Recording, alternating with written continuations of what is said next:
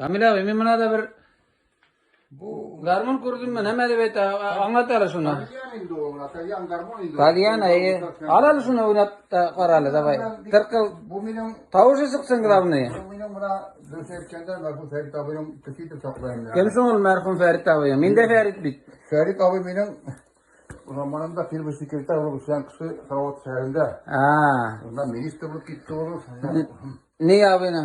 Etiğin mi abi? Bir tuğan edesiyinde. Enişi. Ha. Bak onu.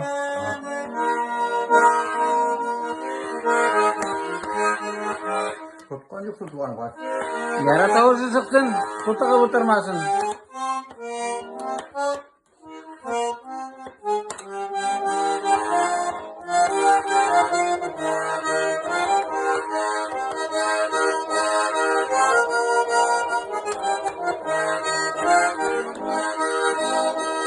Allah.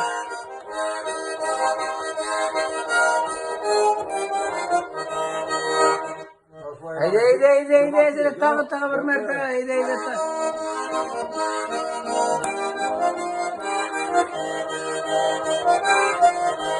Tartaya uyna urlarga meni gandara garmonam.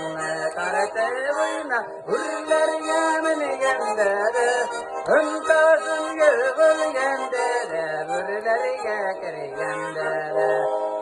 Ucuz yerlerde duran vanandara gurlarga kirgandara.